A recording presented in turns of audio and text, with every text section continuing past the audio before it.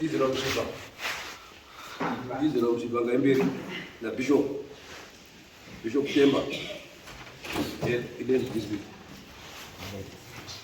Damira pamit pedera mampu mtas. Damira pamit mampu mtas. Damira pamit pedera mampu mtas. Damira pamit mampu pamit pedera mampu mtas. Hizo ndio chukwaji. Hizi ni chukwaji. Ndio kwa kwa nini? Ndio pango mpaka nini? Wala ndio.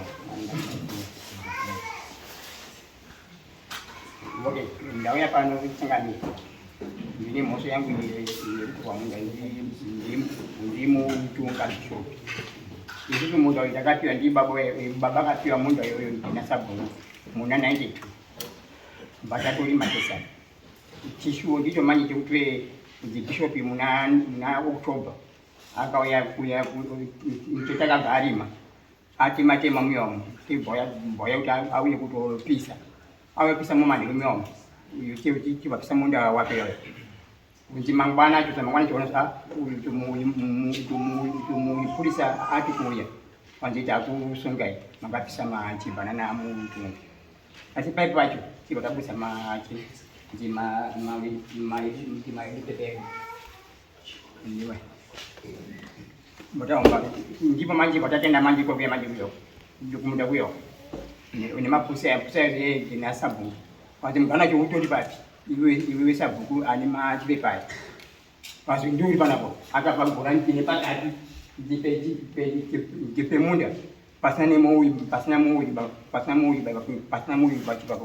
mo ba kisa mkango pasai dipe mata pani mo ya tukani ndipo tata ya ngani ndo ko pani 24 kukula daiso mazoni ndipo maji wenu pesa no ajinaji anabasaba iwe samti pamoja pila sio hizo enda kuna ishe tumone kuto litongo mazoni ndipo patenda kuna hizi hiyo maji mtunga tata nini njine tsamba njine judgment ndaka pio ni mambo mutasi yekuti ndito tole mundo uno mazoni judgment yanga bata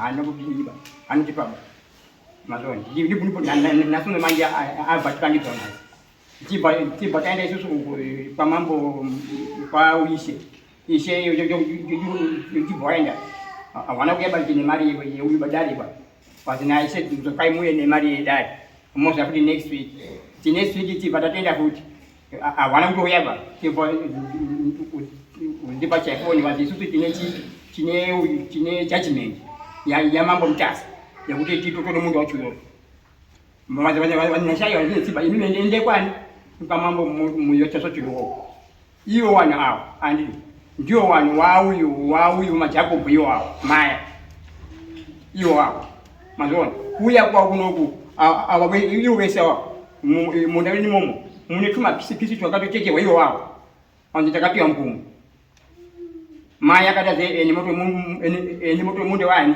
iwasa msipa chuwese wadeke wese waende wakati unerekewa jimanyi wese wa wantuma pisi wese wa ndizo ndini sanga dege ndiye kuno kuya kutoma ngaronya yangu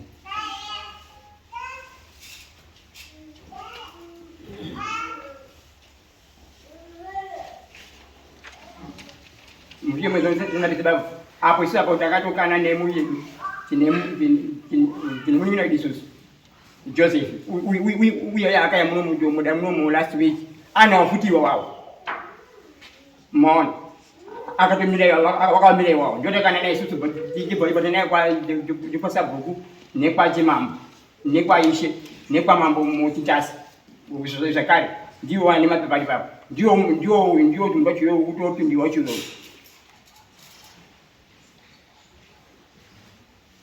mapeza ndapenda baba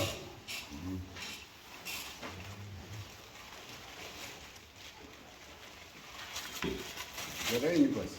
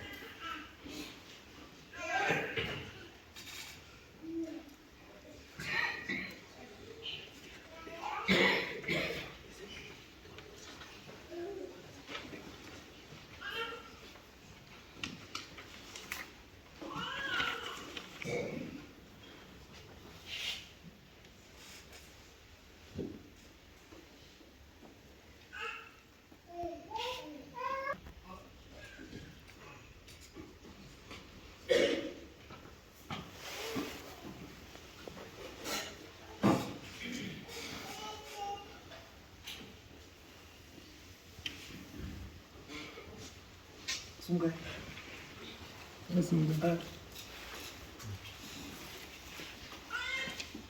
Joseph ndiye. Muni nangu ya hata Mungu gari dasi. You know sir. Israel shi. You know Israel.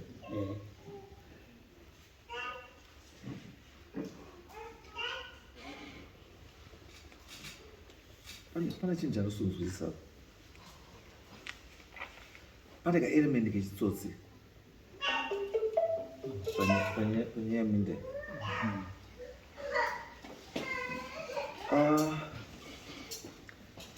Musi wa 26 July 2019 Rufu Muswipa ndere. Right. Rufu Muswipa akaenda court na Joseph Muswipa. Ndizvo? Rufu Muswipa na Joseph Muswipa. Right. Rufu na Joseph makaenda court kai musi wa 26 July 2019. Ndizvo? Aida utorera umwe pakati India. Joseph uyiko? Hariko.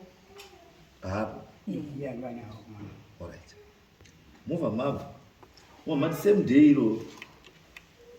Musi wa 14 December 2019. Joseph na Israel ndiye. Ndi. Makaenda futhi udarike. Same nzvimbo iyoyo. Same nzvimbo iyoyo.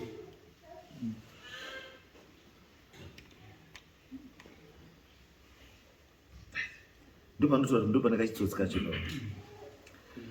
Kana Joseph na Rufu wakaenda kukoti pa 26 June 2019. Nzvimbo iyoyo ikazi ndiya Rufu. Rufu wavaenda kukoti musi wa 14 December 2019 na Joseph. Joseph ndo vaenda kukoti na Israel musi wa 14 December 2019. Lendi ndo vayazi ndiya Israel. Ndizvo? Okay, ndio same land. Not same land. Utawapia pake pake.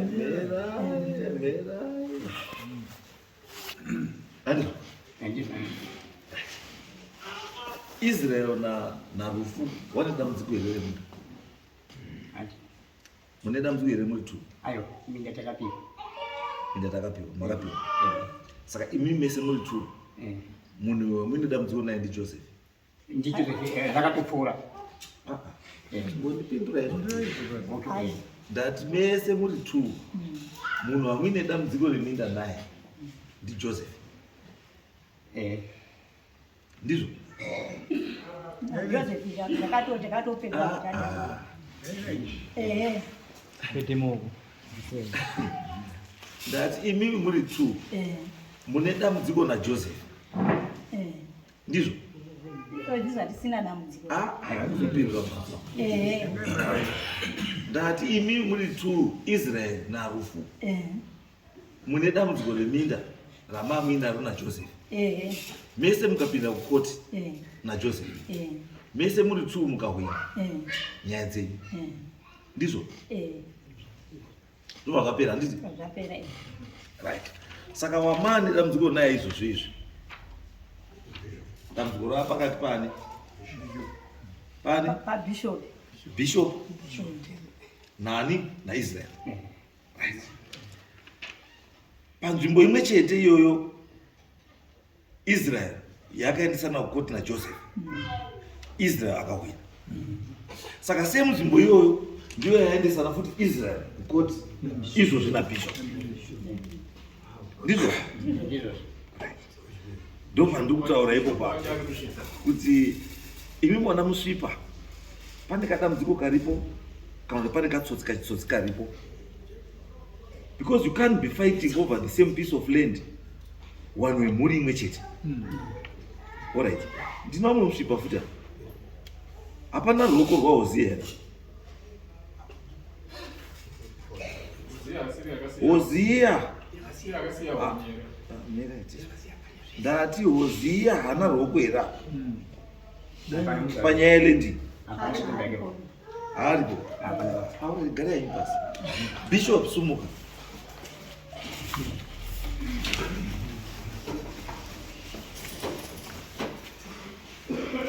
Right. Kamira pamberi pagarira mambo mukasi. Tiri kunetsana nenyaya yemwana musvipa uri kuuya kuti tatora munda wawo. Inini handina kutora munda wawo. Ini baba wangu wakaberekerwa Mama Pret. Inini wacho ndikaberekerwa Mama Pret. Iwo wakabva kubhuku ramubata wakaenda kugara mubhuku raZuze. Wakabva mubhuku raZuze 92 wakauya mubhuku raMapret. Tine minda yedu iyo yatiri kurima. Wakagurirwa minda yavo yavanova iyo yavari kurwisana nhasi, yavari kungonetsana nayo. Inini munda uyu ndewangu, munda ndakautsirwa nababa wangu namai wangu, ndiwo munda ndiwo wandiri kurima. Munda iwoyu ndiwo futi watakanetsana naHozia, vari kuuya kuti we munda iyi ndeyangu. Saka ivo papa iyeyuyu ngataure chokwadi, Israel ngaanyatsotaura chokwadi panyaya dzeminda, pakushungurudza kwaari kuita vanhu nenyaya yeminda, nekuti iye ndiye aifamba achipisa zvinhu zvangu, wakapisa nzimbe dzangu nevamwe wachipisa nemabhanana angu pamwe chete natete wake Rufu, wachipisa zvinhu zvangu.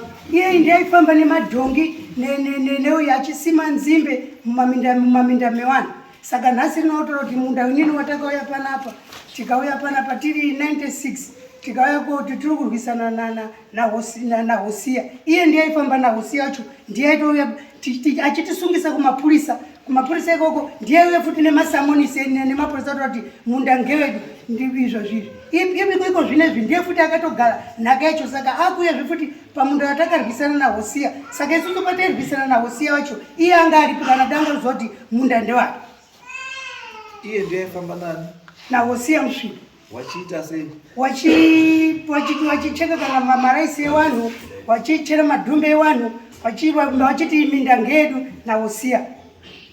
Sempisiro rero ndirakutora kuti ndo patairwisana naHozia macho, ndo mari kutora kuti ndine munda wangu urimo mukatimo. Tikati imi munda makazoona sei? Makabva 92, isusu takati baba wangu akaberekerwa imomo, ininiwo ndikaberekerwa imomo, ndikaberekwa vana vangu, ndiwo minda tiri kundorima. Minda yauri kurwisana pawakauya wakapiwa munda wokumhiri kwerukova, minda yaana janga neimwewo minda yedu isusu ndo kwawakakumbirwa, asi ndo kwakurimba futi vari kurwisana kuti munda waHozia ndini ndaana Hozia wacho, ndiyo minda yedu tiri kurima iyi, ngatidzosere minda yedu. Tikati hazviiti paminda, munda imi makasvika munda ungori wedu. Apa akuda kungochinja nyaya chete kuti iye ndiye akutora chidanho chaHozia kuita futi Hozia kuita kutoshikidzirawo. Iyo zvinhu zvinoonda achauya futi nomwe dambudziko ronhekwa musvipawa nenyaya yeminda haimboperi bana vanhu. Watine over 25 years vari kundonetsana nevanhu, vanhu kutotyawo kuuya kunoku, vari kushungurudza vanhu zvisingaitiba muvhireji raMapret iwa. Vari masabhuku here. Haasiri masabhuku, wakangoti wakunge sengo inini. Akagara uyu matakagara nhaka yaHozia. Ndiye akagara nhaka yaHozia. Ndo kwari kugarira. Kumba kwaHozia. Kumba kwaHozia. Israel.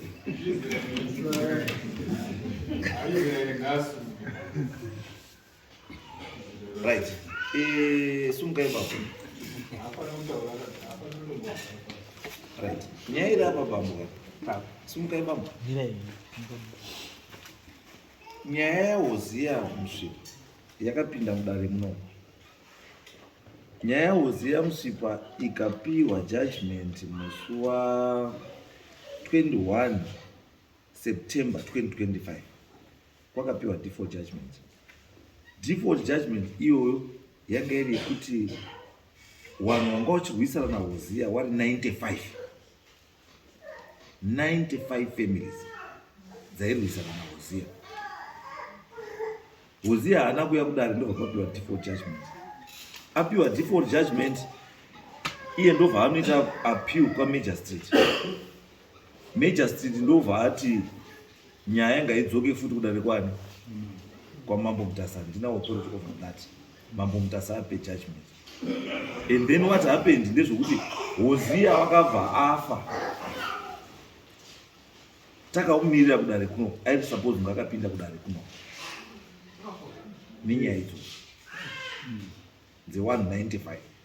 Asi as we speak right now, zviri kureva izvo kuti Hozia akafa asati aita appeal against decision yakanga iripo, yakanga yapiwa nedare, kuti vanhu 95 iwavo vari kugara wati paminda yavo iyoyo.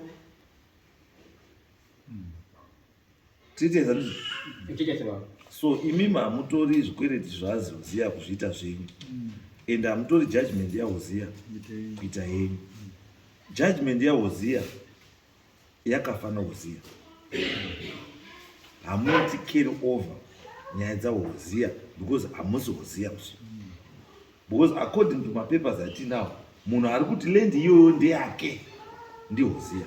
Saka zvinorevei? Zvinoreva kuti munhu anokwanisa kurwira futi land iyoyo chete ndiani? NdiHozia. Hakuna umwe. Titeza ndizi? Titeza ndizi? Saka kana zvitori naHozia mukati zvine chekuita neland yani nezvinhu zvairwiwa naJozia, imi mamukwani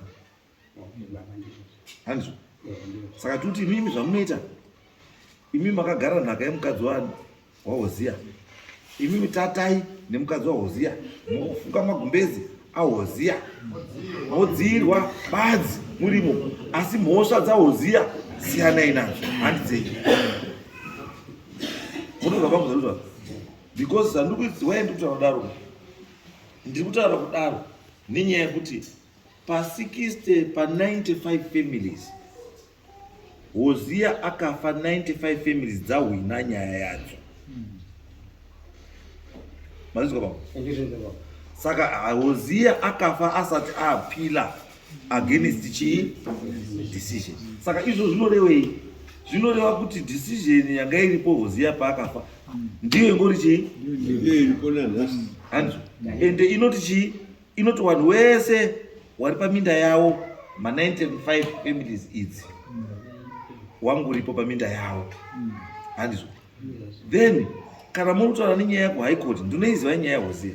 Hozia vanhu vakaenda kuHigh Court i4, and vanhu 4 ivavo hawapo pa95 wakazouya wega, because we4 ava wane decision yeHigh Court iripo iri standing.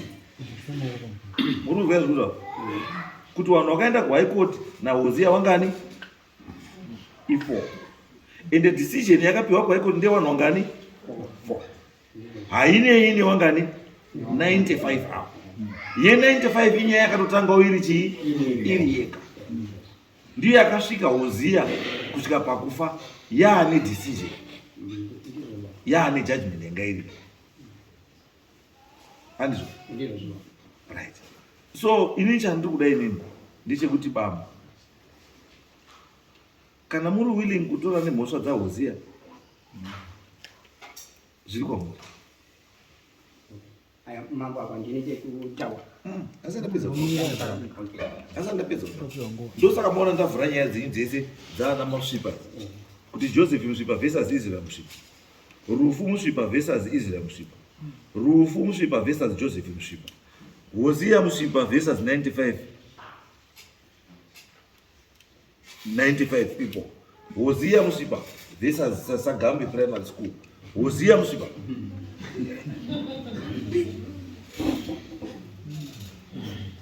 Mukona izvo ndikuedza kutaura pointi dzamudza izvozvo. Izvozvi Hozia akafa ine nyaya yekuvharira mvura kuSagambi, kuvharira chikoro necommunity mvura, achindi ndakachera mugero kana muda kushandisa mvura bhadharai. Muri kuda kuita keroni rine nyaya iyoyo. Izwai zvakutaura, ndoda ndikubatsirei kuti izwai bambo dzimwe nyaya dzisinei nei muita sei, budai mukati madzo. Handizvo? Because already ndikutora pane imwe nyaya ingada kutomuka iripo yefojari yakaitwa na Hosea Musvipa, yanga ida kutosumuka yakaita fojari. Akaita fojari yemadocuments edare rino. Musi uya kudare kuno ukaita default judgment. Handizvo? Munhu akanga ari mudare munhu akauya kudare rino with 95 other people ndiDaniel Mapreti. Muruzwa? Ndiye anga akatungamira, anga ari spokesperson of the 95 families. Handizvo? Tapa judgment. Hosea ndobva atora judgment iyayi, ndobva anodzima pakanzi Daniel Mapreti, ndokubva aisa Amos Mapreti. Adaro ndobva atora judgment iyoyo, ndobva anoyatacha kumapepa ake akashandisa kuapira kukoti wani kwaMajesty. Sei akazviita nenyaya yekuti pavanhu 4 waya wane nyaya dzakanga hwina kuHigh Court, umwe akanga aripo pazita iroro ndiAmos. Saka aida kuti Majesty akaona nyaya iyi akaona Amos, wobva ati Amos wakazi kuri kudzimba zviri pamutemo, because he's one of the 4 people wakajikwa kuti kuHigh Court. Asi Amos asina kuuya mudare rino iri versus Hosea. Saka ndiyo imwe nyaya yanga akamirira Hosea yekuti yefojari, yekuti akafoja docket rechi judgment idare rino iri, ndobva abvisa zita raDaniel Mapreti, ndobva aisa Amos Mapreti, ndobva anofaila bepa iroro under oath kuti zvakanga ataura ichokwadi. Kokuya imwe futi yanga iri kumuka, doti muone nyaya dzenyu wana Musvipa. Muzenda? Muri wana Musvipa makasvipa. Muzenda? Mabasa enyu akadii? Akasvipa. Itai vanhu chii? Wow. Garai zvakanaka nechii? Nevanhu. Musaite vanhu vehondo nguva dzese dzekuti imimi pachezvenyu muri kurwa. Wagarisana chaiwa muri kugarisana nawo, muri kurwa nawo. Saka wamunoyesa kuda kugara naye chaiye ndiani? Minda yacho murumbendesa matanzi mangani kwa ujembe. Aro. Uruzwa nyaya zotaura kuti imimi pachezvenyu rufu ururwa naIsrael, Joseph ururwa naIsrael, Joseph arurwa na Hosea arurwa na akafa arurwa naJoseph. Uya saka muri kakaita sei? Muri pakati pekurwa pega imimi, mururwa futi newawakidzani 95. Imi muri 4.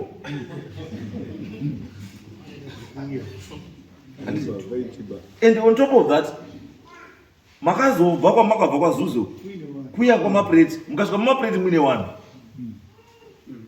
Ndizvo? Makasvika kwaMapreti kusina vanhu. Saka muti vanhu vese vakapuza wati lendi ini ndinoda lendi. No. Tikuti wana wika. Dzidzai kugara navanhu zvakadii. Dzidzai kugara navanhu zvakadii. Zvakanaka. Zvimwe zvacho hazvidi dare ba. Zvoda kutaura. Daida ndiri zvandaita. Ndaiti muri yekwaMusvipa. Daidzanai nevanhu 95 wakanga wachirwisana nani naHosea. And mugara pasi, motaudzana, mowirirana sewawakidzana sewanhu kuti vanhu mugare zvakadii zvakanaka. Iye aluta continue yamunoda kuita, because kugara nhaka yaHosea hazirewo kuti zvinhu zvese zvava zvaHosea zvazvo. Mwana nyandizvo. Ukagara Hosea nhaka hazvirewo kuti zvinhu zvaHosea ndezvako. Because right now haukwanisi kumira mudare iwo uchitaura nezvelendi yaizina Hosea ndeyangu. Iwe Israel haukwanisi kumira mudare raiti nawo uchiti lendi iyi yairwa naUzia ndio ndakuvira ndiaUzia. Haukwanisi because hauna ngekuti ndipe madocument ekuti wakaiona sei lendi yacho unotipa. Izvozvo zvaita muridzi wechi hazvidi umwe munhu asina ruzivo nekuti akazviwana sei handiti because iyo zvini ndinenge futi yaUzia nhatu dzandinadzo dzekuti lendi yakatorera vanhu kuSagamba handiti yakatora dzacho 3 dzacho vakabva atengesa ende marisiti acho evanhu vacho vakatengesera ndinavo. Saka toti here muta basa hana musvipa rekutorera vanhu lendi kuti mutengese kuita malendi varona yatikutsvaga kuti asungwe ndizvo kuti munoita basa rekutorera vanhu lendi kuti mutengese kuita malendi varona. Saka inyika iyi ndati kana ine chekuita ne95 wanhu avo wakanga wapinda mudare nani naUzia iyoyo kuri mukati mani chitaura izvo mudoto mamboka lauke nyaya ibude pachina peni padare pari panhasi anizoba nyaya ibude panhasi isusu lendi ndingedu isusu yadete musvipa yabavangwarapo andika yaUzia iyo itori yega mapanzwa itakapiwa munda wedu isusu tikati mamunda wedu andidika ndio tikana wedu nino idu munino idu tikana newo isu tarambo budo kumasango tibasa pakipicha ji ujimdia isusu patakadzoka mandira angaona panechi jiminda basi ndio mwana takadini takazoito ngati mangala munda yedu tiba taima munda yedu andidika manje so andidika ujimimida yedu takapina nayo tikapina ndani chikoti andidika hiyo pamambo mutasa nikachikomba nekwachikomba ndidika nikosabuka ndidika ili lendi yedu isusu haisi lendi yani usiya ilendi yedu isusu iwe naUzia masiyani inaUzia usiya ane msho wake ndidika isusu nabwere su kinechi kinetumsho yedu ndidika lapana nini imima mune munda wenu umnina ne munda wake uya nechi ane munda wake ndidika takasiya ukona pandi kutora here nyaya yangu iri kuti munda uyu wauri kutaura nezvawo wanga uripo paminda yaizi naUzia ndeyangu yaanga achidzinga wani ona pane nyaya ndo pane nyaya yangu ipapo yekuti iwewe haukwanisi kuti munda wakanga waendeswa wana vanhu kukoti naUzia achiti ndepani ndeyangu andisika iwewe wakuuya wakuti iwewe unuti futi ngepani ngepako so zviri kureva kuti iwewe nyaya iyi yapera navanhu 95 naUzia iwe wangokamirira futi pawindo kuti Uzia achipedzawo iwewe wopindawo mudare futi nani naUzia ndo zvazviri kureva because nyaya yamunda wautaura nezvawo uyu wapiwa bishop uripo pa95 bishop uripo pavanhu 95 pamunda iwo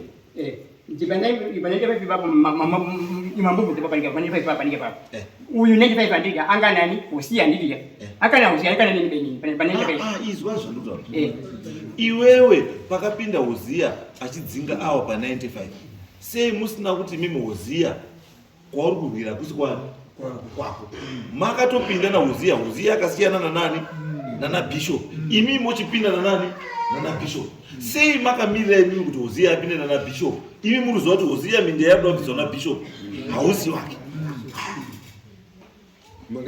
makanyararire isusu andika isu mambo isusu andika wa 95 wamutota andika wani minda yawo andika izwai bambo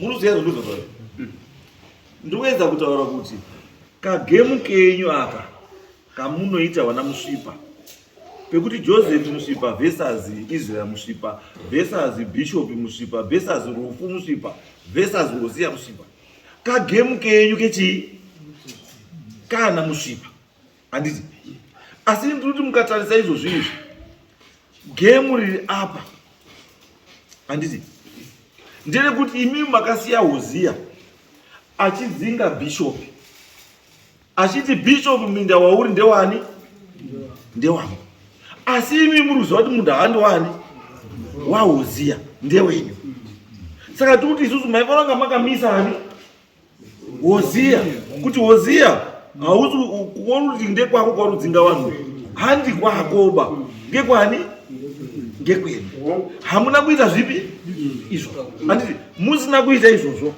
handitika Hosea wakabva asvika mukufa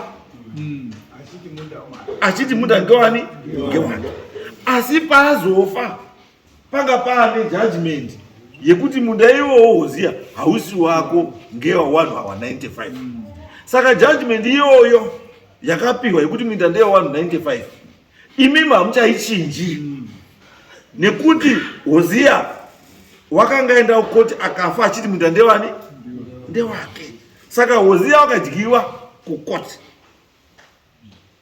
nenyaya yemunda iwowo saka imimi hamuchatangi futi kuuya muchibhesa on Hosea munhu amaifana kuendesa kukoti mimi haasiri uyu bishop munhu amaifana kuendesa kudare ndi Hosea because munhu akakutorera munda handi uyu akakutorera munda ndi Hosea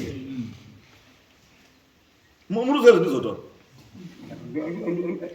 Hosea wakaita 3 years more than 3 years ari kurwisa kubvisa 95 families more than 3 years achirwisa kuda kubvisa 95 families kuti ngadzibve maizvinzwa imi muchitozviona ende mutozi ndimi umwe wacho aitoya achitipwaza nzimbe dzevanhu nemaraisi nechiimimi muchitofamba naHosea handiti saka maifamba naHosea sei achitipwaza maraisi evanhu nemadhumbe nechi imi muruzwa ndepenyu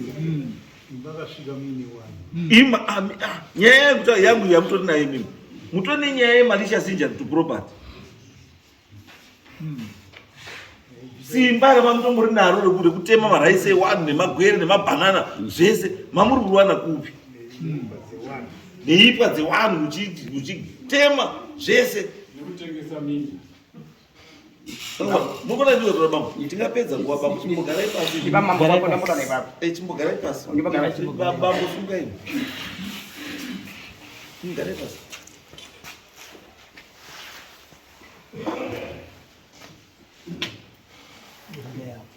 kana torai makagara bambo kana musingakwanisa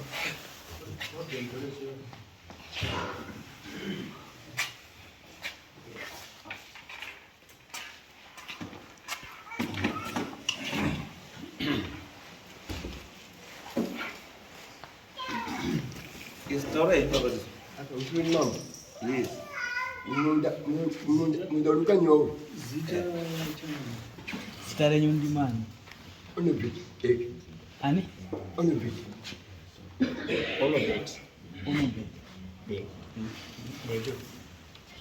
Right. Mati bambo. Munda lukanyo. Munda jo. Alright. Munda ngewenyu. Kose uya ngewenyu. Ngewani. Ivani ndauri changami. Munda ulinda mensa bu. Munda nje chwa pandaka na kama Afrika. Ndio munda wewe. Wewe ndivyo kwa ndashe kila wana. Anibashi. Ya jwaba wewe ndiga tabuke pango. Abdize kana weza kutongizi. Taura? Vino. Nini abdize wewe shatu udinye samani.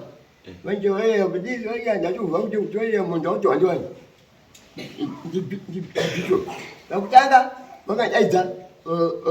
Abdize wewe wanesa banda. Wakatulia ujipangize kwenye mkono wako. Yeye, wajiti wangu mdogo. Baadaye kwa tata ulirani.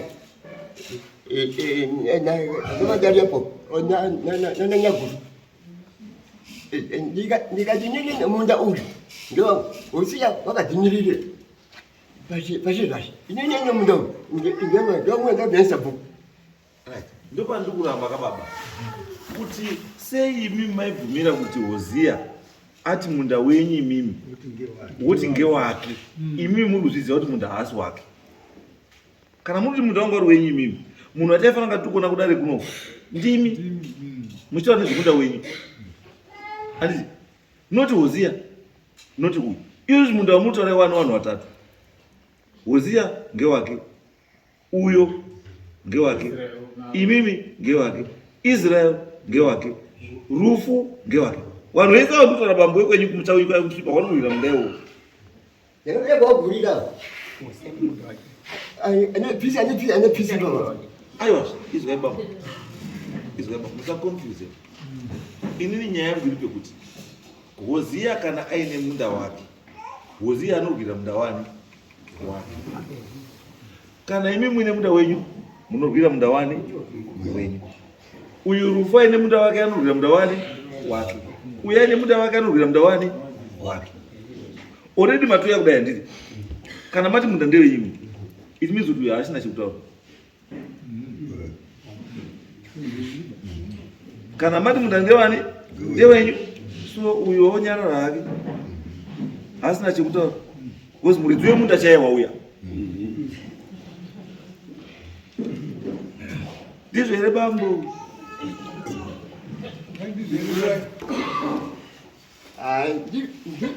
Ndizvo zvakamuirika ndavadza kuti akava ndini.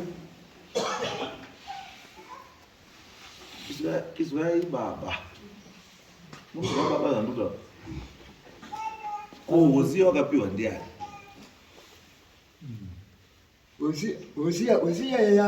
Hosea wakapiwa makombocho. Pese makombocho. Akambona nyaya chipairi kushatira. Munda wamurikutaura iwo ulipo paminda 95 yakazi naHosea ndeyamo.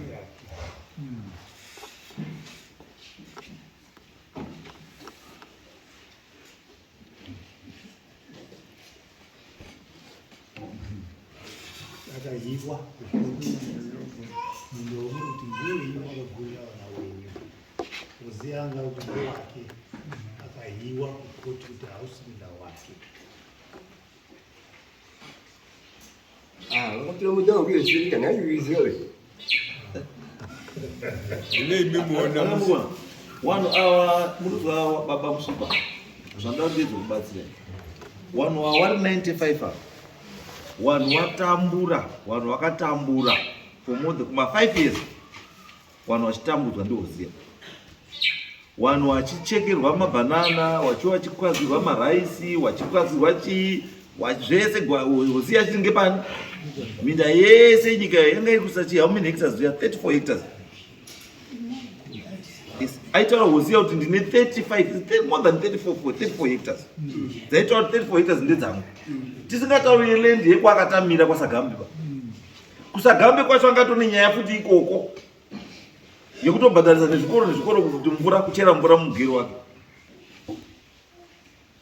Apa achitengesa futi land yeHosea. Handi.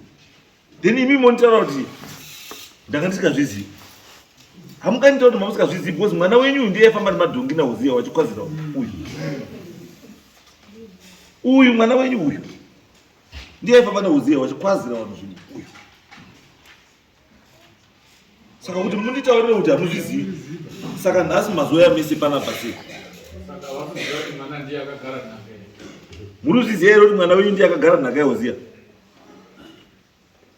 Muruzviziva here kuti mwana wenyu ndiwo yakotara Hosea uyu? Muruzviziva here baba?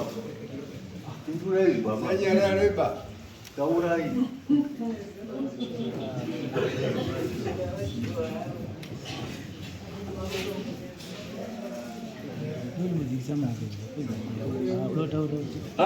Baba, tati muruziva here kuti one, mwana wenyu uyu Israeli ndiye akagara nhaka yaHosea. Muruzviziva here? 1. 2. Bambo, munozviziva here kuti Israeli uyu ndiye aifamba naHosea wachikwaza zvinhu zviwani nemadhongi uyu? Muruzviziva?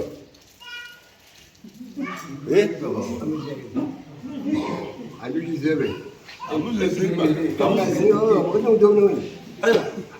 Muruzviziva here? Anopindura ndiri baba ivo. Upinduri baivo. Wakachekerwa ndiwo wakakwazirwa ndiwo anotaura. Wakakwazirwa ndiwo anotaura. Dai kuruzi mukadzi waIsraeri wacho matoya naye mukadzi waHosea atotitaurira because inini kutaura kwandinoita vanhu vanofanira kunge vari kuclaima kana land iri yaHosea. Ndakambozvitaura futi last time payakauya ndiJoseph. Ndikamutaura kuti Joseph hauna right paiwo ndikuenda kutora ndau yamunhu ndakamira Hosea. Hauna right. Because Hosea ane vana. Hosea ane mukadzi. Surviving spouse. Vanhu vanofanira kunge vari kuuya muno muchitaura nenyaya dzezvinhu zvaHosea. Mukadzi waHosea nemwana waHosea. Because varipo.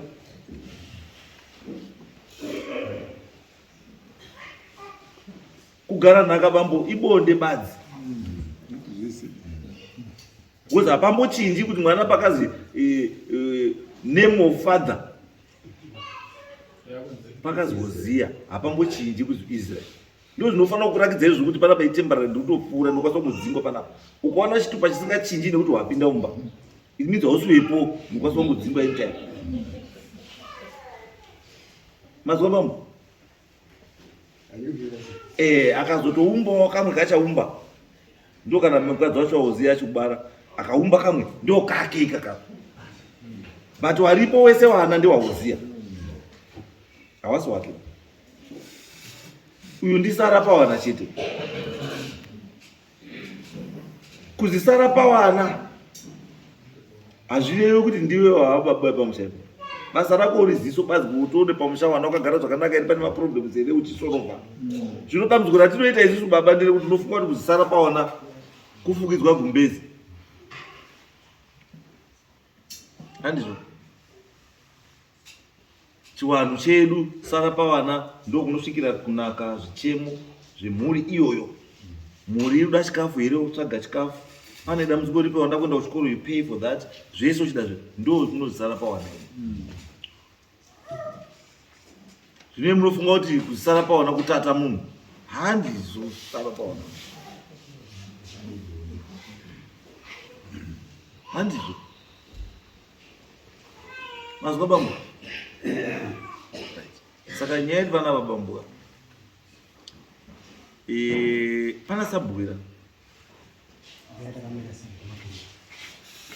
Pana makamira sabwira. Muri ati komiti yasabwira. Zvandoita manje. Mune muri conflicted. Mukaita interest munyaya yacho handizokwanisi kuti ndikuteerere muchitaura. Ndinoda munhu ari independent. Anoziva anotaura chokwadi. Zita ndiani? Ariko here kumba sabhuku wacho. Ariko. Asazwa zvakanaka. Ariko. Acho ari sabhuku acho powara. Saka siya asina kuya bani. Mama. Usabhuku akaramba kuuya. Iko kuno kweza uyu wakatora nzvimbo nechisimba. Anditi uyu. Anditi. Hakutondipa imwe engoma. Iwe wakaziya sei sabhuku kuti waramba kuya. Yes. Ndakatomfonera. Sabhuku ngai. Akatanze inini andizvokwenda kuboibosi uyu akapinda nechisimba. Ayo, kupinda kuchisimba ndizvoda taurire panapo. Hatauriri iwewe. Ndo zvaifanira kuya kutaura mudare muno kuti uyu akapinda nechisimba uyu akadai. Ndizvo zvatomudaidzira kuno. Hatisi kumudaidzira kuti iwewe umutaurire muri tu kuti ndotaura kuti azokapinda nechisimba. Ayo. Kuyesu kuti azotume iwewe chii? Ini handimama. Saka wataurire izvo akataura. Ini ndikotaura zvangu zvatakamufunda nafonera.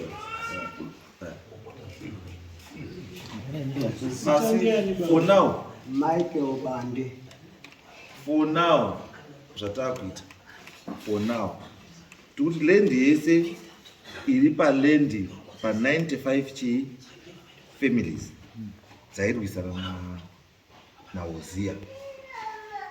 95 families idzo dzakapiwa simba rekuti dzigare nekurima paminda yawo.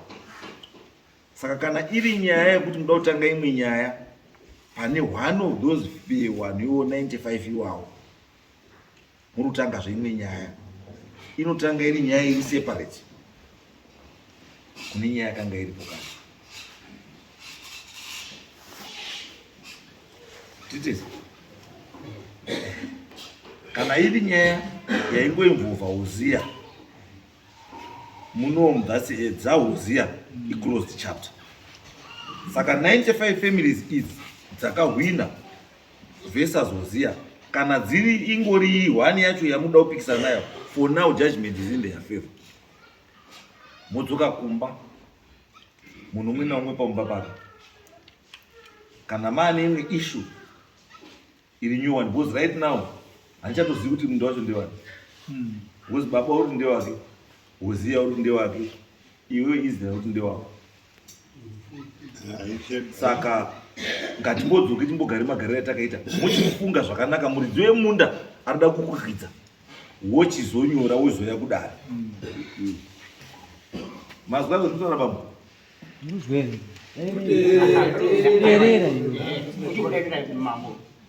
Mazwa zvandataura? Ndati munda uyu sofa una vanhu vatatu.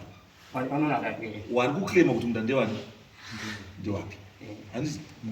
Israel uri ndewake, baba uri ndewake, Hosea uri ndewani? Handisi? Saka tauda kutanga taona kuti pavanhu vatatu muridzi chaiyo chaiyo ndiya. Imi michimboenda mogari dare renyu rekwamusvipa mega risina bishop ba, rekuti pamunhu anoziva kuti ndiye muridzi wemunda wamuri kuti ndiye muridzi wemunda. Muridzi wemunda eye ndiye achaya chimira pake munomudare versus bishop. Because as of now bishop ari paadvantage because ane judgment already iri in his favor versus Hosea. Because Hosea akanga ati ndepake, Hosea wabva adyiwa. Saka zvinorevei? Zvinoreva kuti bishop paari ngepake, paari munda iwo wanga achidzingwa naHosea ngewake, because akadya Hosea angari ndiri muridzi wenzvimbo. Because imimi dai maiziva kuti hapasi penyu munodai makati from day 1 for 5 years Hosea achirwisa munhu, imi muchiziva kuti munhu ari kurwisa munhu hausi wake Hosea. Handiti mwamano makanyarara nhasi Hosea afa, mautanga kuti munda uya wairwiwa naHosea uya ngewedu wanga wasi waHosea. Makanyarara rii Hosea achishungurudza vanhu makanyarara rii? Imi muri kuziva kuti munda ndewei? And on top of that, iwe wacho Israel utorimo muvanhu vaitofamba naHosea wacho, muchitokwazira vanhu, muchiita zvese zvamaiita muchiita naHosea mutori tu. Pamusoro pazvo woenda kutora futi mukadzi waHosea kugara nhaka futiko. Nhasi wakuuya munomu, wakuuya nababa manje, wakunza baba munomu. Baba pamaende kukwaza zvinhu zvavanhu makamboenda nababa here? Baba munoziva here kuti ana Israel vaifamba kuchikwaza zvinhu zvavanhu? Hamuzviziva ndizvo? Asi nhasi akukunzai mudare munomu kuti mureve nhema. Nhasi akukunzai mudare munomu kuti mutaure manyembo. Munozwa baba nyembo here? Wakakwaza minda yavanhu, wakasima mabhanana muminda yavanhu, wakaita sei? Nyaya iyoyo ndikakutaurai kuti ndiri kutaurei nyaya kwayakasvika. Yakasvika kukure kudarika kwamunofungira imi.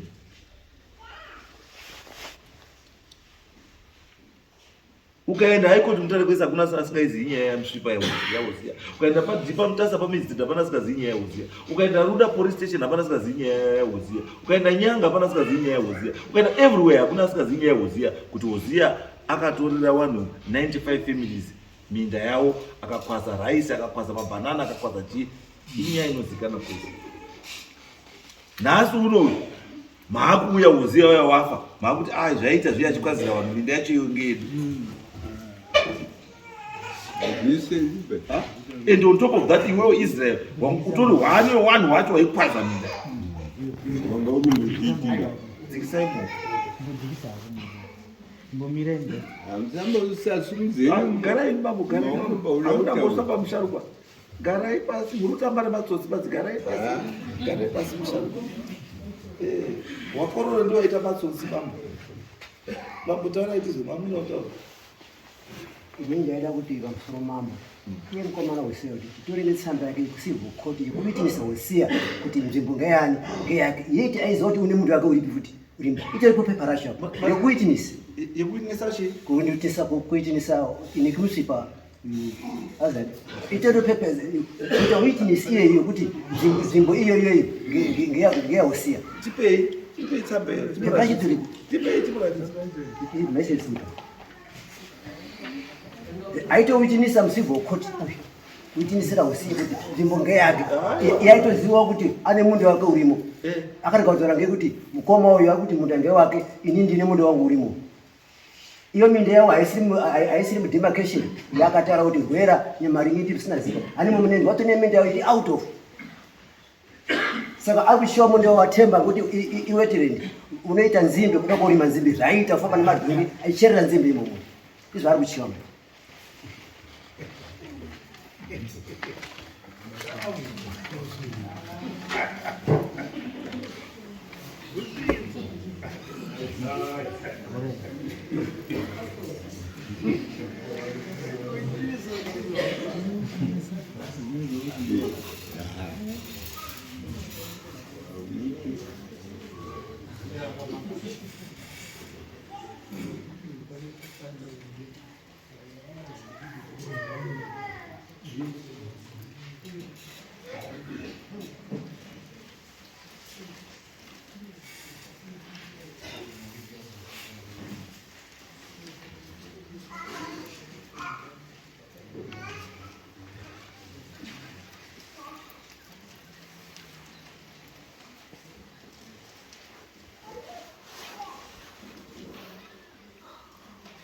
Israel. Bam. Israel Mushipa. This was plaintiff's second witness and a brother.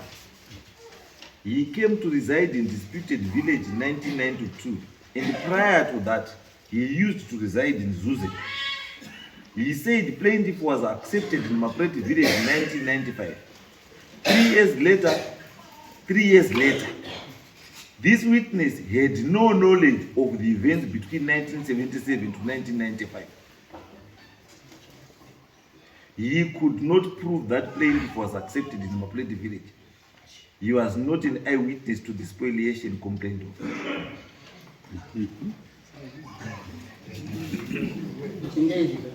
Baba chikezi baba. Chikezi chiri kuti baba. Anzi mimi makauya semufakazi wechipiri. Uyezve muri chi brother. Wa Hosea. Makauya mukagara mu village 1992. Asi musati mauya imo mama Preti maigara kwa Zuzi. Ivi yaitara kuti Hosea akapinzwa mbuku mama Preti muna 1995. 3 years wauya kubva kwaZuzi. Ndobva yanzika zvikazi bambo Israel awa hawana ruzivo wozvakaitika kubva gore ra1977 kusvika gore ra1995. Zvichirevera apa zviri kureva kuti pakauya Hosea 1992 95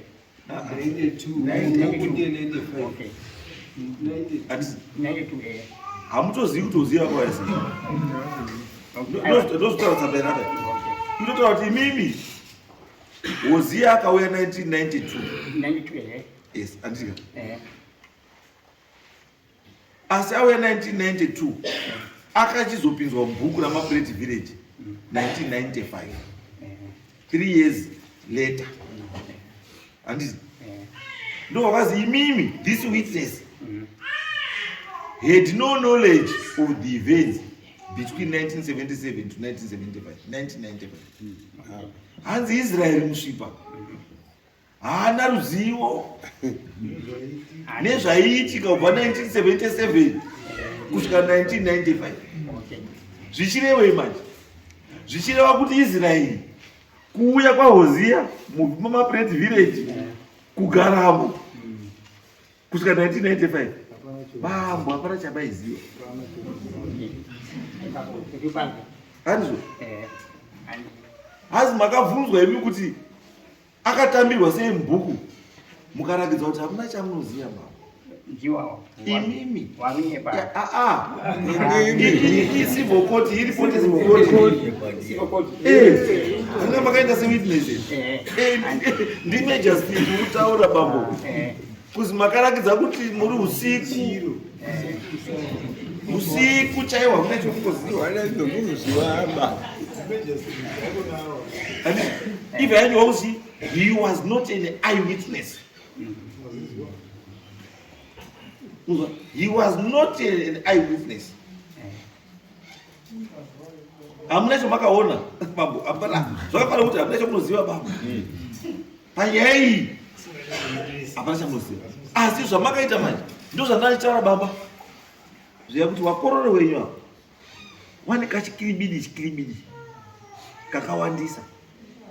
Akaenda kukoti uyu kunoita witness yekuti minda iyi ndeya Hosea. Handisi uyu akaenda usipo koti uyu. Ari witness ya Hosea. Yekuratidza kuti Hosea minda ngeya Hosea.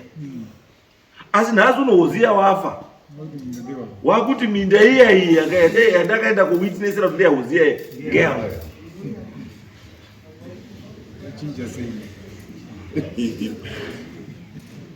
Muruzwa musharwa. Ndio saka ndataura kuti uyu mkwere uyu une kachikibidi.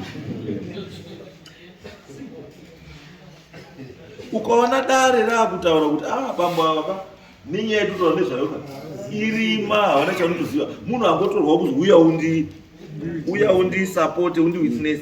Kana akazopiwa kuti mashereni kuseri vapiwa kuti mashereni kuseri. Ende iye chakabva chamupa simba rekuti iye aende kugara nhaka. Kumba kwana Hosea hakuna umwe mukomana. Ende wale ukama. Kumba kwana Hosea hakuna umwe wakomana here. Baba. Mira. Baba. Iwe baba wako na Hosea ndiye mukomana mnira. Ndosa ndi kumba kwa Hosea hakuna umwe wakomana uri kwe.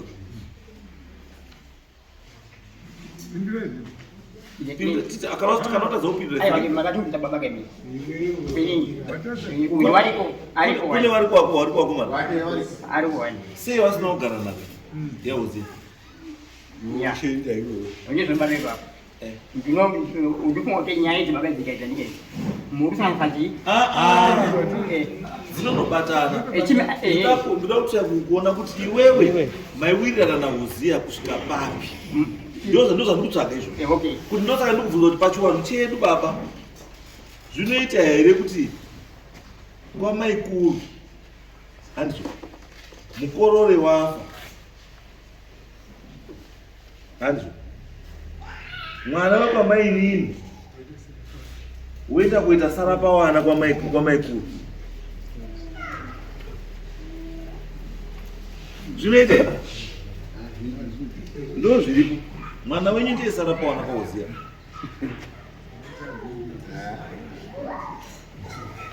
Izvozvo zvinorevei?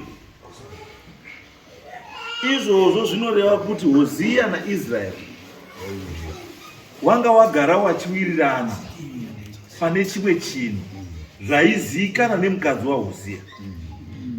Zvazoita kuti mukadzi waHosea aendese bhikiri remvura kuna Israeri. Because wanga wagara vari kuzivana. Hosea kusvika Hosea asati afa. Uyu Israeri. Mukuona bambo zvanokutaura? Munoziva kuti bambo kuti wakwere hawandokundundurudzai bambo kusiziva kuti muri kuendei kundondundurudzwa. Iwo waruziva nyaya dzavo wakomana. Chandakukumbira bambo kuti muite imi mendai motore uyu Israel, motora Joseph, motora ndiani wacho uyo Rufu, motora vamwe wakomana wacho wana wani. Chinondinetsa ka tikutaura nenyaya yaHosea. Handiti wakomana waningina waHosea vari pya sei wasi Yesu baba yenenge yandike. Dimapinza ndidika kune yani Hosea ndidika asiyenga kune ani bama ipatiba izo tuna Hosea ba yenge kwa tisu no andidika demanya mabutwe apa mama padezi wakagara naka ndidika. It's not about kugara naka. Ini nyaya yangu haisi kuti wagarire naka. Havasomane nyaya. Nyaya yangu iri pekuti nyaya yawawinga nayo muno munhasi inyaya yawaiziwa, nyaya yawakaitira ufakazi uchiti ndeya Hosea. Hosea wobva adyiwa. Munoendwa Hosea obva adyiwa. Hosea adyiwa. Iwo hwakubva wati aiwa iyo yadyiwa Hosea ndeyangu. Munoona ndokupinda kuruta Hosea chete. Okay. Ndokupinda kuruta Hosea. Iba pane wanhu muke imi makwandeke mimi. Yumtu pane nyipanyambira ndike muti mimi pane wanhu 4. Tini wanhu 95 andika mtu akandika. Andika. Imi manyi makusangisa nyaya wanhu wanongani awa ne awa ndika ndikwa. Uyu munhu kwa. Uyu bande uyu. Ari hapo. Ari pane ari pa wanhu 4 uyu. Bande ari hapo. Nyaya iri mukoti muno mune nyaya nani? Namu tungala po bishop. Na bishop. Ko bande uripinda basi. Ndipo ndiye ka ane kutsamba ilapo. Tsamba ndiye abandi. Iyo. Ile kapinda na njibande mukoti ni. Izwai. Ndiye kutsamba iyi. Izwai pam. Izwai pam. Mbona ndosana kutaura nyaya dzenyu idzi vamwe dziri complicated. Itai zvinhu zviri straight. Muzova. Itai zvinhu zviri straight. Muruzwa. Tiri kuti nyaya iyi handidi. Ine judgment iyi. Default judgment. Land belongs to Daniel Mapreti and the other 95 families. Ndiwo one of the 95 families. Uyu bishop is one of the 95 families. Ndo pandikuedza kuti batsirai kuti muone kuti uyu ndosaka ndiri kubvunza kuti connection ya Hosea neyo iri papi. Because uyu bishop uyu uri pa 95 families wakahwina nyaya yawo versus Hosea. Ndiye tamubvunza futi apa kuti kukama na Hosea ndiyo chiyakaramba ndiyazobva kuna bishop ndiye azotaura kuti wangu wari wese. Akangona nyanduzo. Ndiri kuti uyu kwaari nyaya yake yakatohwinwa yakapera. Because aripo zita rake riripo paunoirwiswa nani? Na Hosea. Munda iwowo wakuti ndi wawo uripo paminda yairwiswa na Hosea. Saka Hosea akadyiwa. Manyaya iyoyo.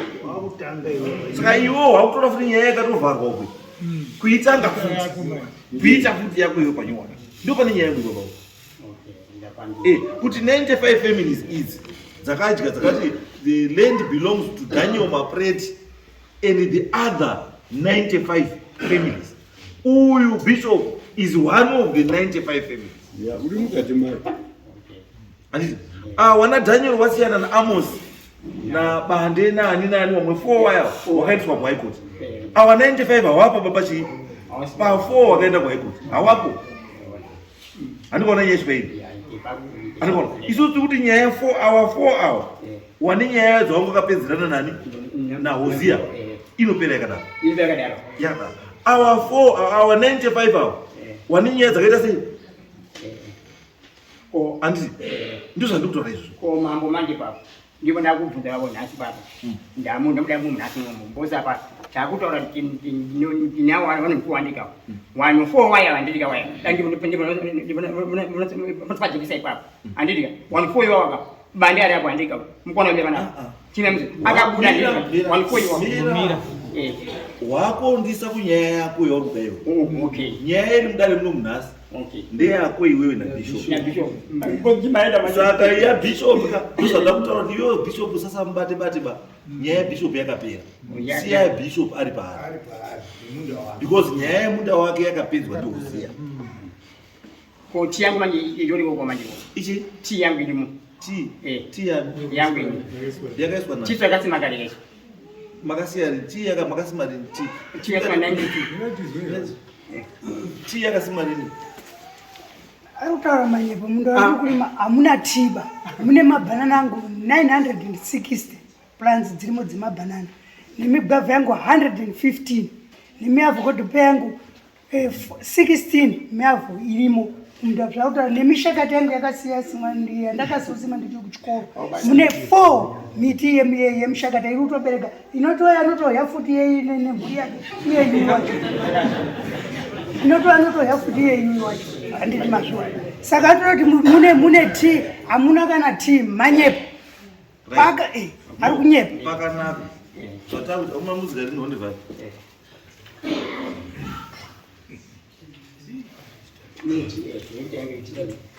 Musika chitatu. Alright, saka chidzike muone T kuti iripo ere kana haipo. Then kana taona izvizvi. Chamere ndandiri kumbira wangu kwa contribution. Awa ndiyobabonda watu wane dambudziko. Triki yawe kuti ndine zvinhu zvangu zviri pakati, ndine zvinhu zvangu zviri pakati ka. Iri kutotitemesa musoro. Nekuti vanhu vautosenzesa zvinhu izvozvo as strategy dzekutora land dzevanhu. Vachisenzesa nzira yekuti ndine zvinhu zvangu zviri munzvimbo imomo. Saka isisi uya wari kuti hadai magona kugadzira imwe nzira inoti kana munhu ari kutoti ndine zvinhu zvangu kana ari kutongonyura ngaatonyure. Bhozi ndizvo muri kuita hamusi mumega baba. Tatoneta ndimi saka tautaurira mambo kudai zo. Pese patinodzikawo kuti tiri kuita challenge yemunhu ari kuti ndaita zvakati feedback yatoda kutodzoka manje apa iri kuiningomba ende umwe munhu ari kutaura obvaisa value yemari imwe yakawandisa zvisingaiti. Tasvikapo paground uri kuona 1 hectare ichinzi inobudisa 28,000 icrop ipi inobudisa 28,000 pa 1 hectare. Saka tinoenda kutoshamisika nezvavari kurapa vari kuita vanhu avo. Tichaenda tinoenda but tatimuzivo kuti patiri kuenda tichaenda tiasesa but vazhinji vanhu avo vari kuteka advantage yekuti akakumbira kalenda akadidini uri kuenda kotoita zvinhu zvinozoti iye agone kuandamaina munhu anenge akakumbira achisenzesa nzira yekuti ndine zvinhu zvangu zvirimo. Saka padoti kana mazovapa majudgment pabva pazikanwa zi iwe ukataura kuti musi wa 1 September bvisa zvinhu zvako. Munhu ngaabva abvisa zvinhu zvake musi wa 1 September. Because ndo patine challenge ipapo kuti mukavataurira anoregedza kuenda kobvisa zvinhu. Conflict dzodini dzotanga ikokoko. Ochidzoka kuti zvinhu zvangu handina kuzotora uyo akazoenda kodamage zvinhu zvangu. Saka watitemesa musoro vanhu ava chakadai. No, it's okay. Endaipo asi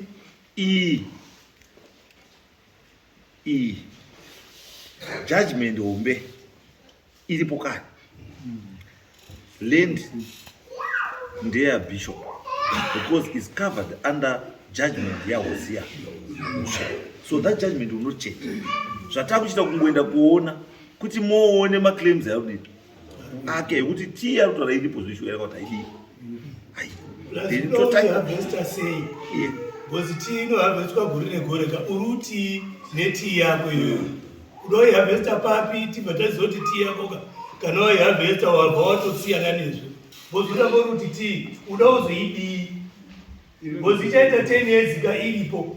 Uda udii taurira mambo kuti tii yako iyoyo yautoti tiende kuazisa. Uda uidii.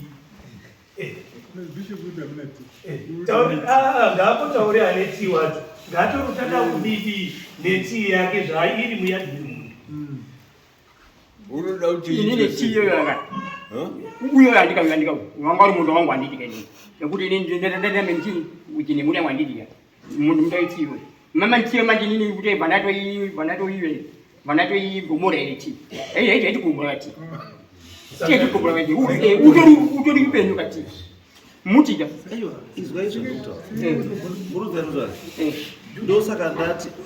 ndosaka ndati avo vanhu ngavaende handiti because already pane tunhu zvinhu zvokubuda zviiri zviri kana tii ikawanikwa iripo handiti zvoprivha kuti tii zveshuwa ndeyake tirada kubvunza bishop kuti uyu munhu uyo tii yakazorimwa iyi zvokusvika pekuti yakupupurwa anga amborima uyo uripi zvichicha wati hapana tii yawati hapana tii unoyi maboga ini ndati ini ndikotsaka zvinhu zvigani ndikotsaka zvinhu kuti pane tii here kana pane tii ndepako kana pasina tii ndepauyo handozvatofambira ndonyachiti apa takudzika kuvherify chete kuti zvautaura kuti pane tii iripo here kana taipo kana iripo tochibvunza kuti iya saka iwewo bishop tii yazoya seya iwe wati tii hapadi asi for now land yake uye according to judgment iripo yakapiwa Hosea ndikwa bishop iwe haupo kana unoda kutanga zvimwe zvinyowani wozotanga zvimwe asi wakomana vari kuya futi verification izvo mataura tochizoona kuti toita sei. Chitatu ingai muripo pamunda pacho zvekuti vanhu vasvika kamha kutanga kuvapa munda usiriwo wafambira. Isu yu mambo isusu utachukua njoo wewe andika mndedo baza sikuno kuichibu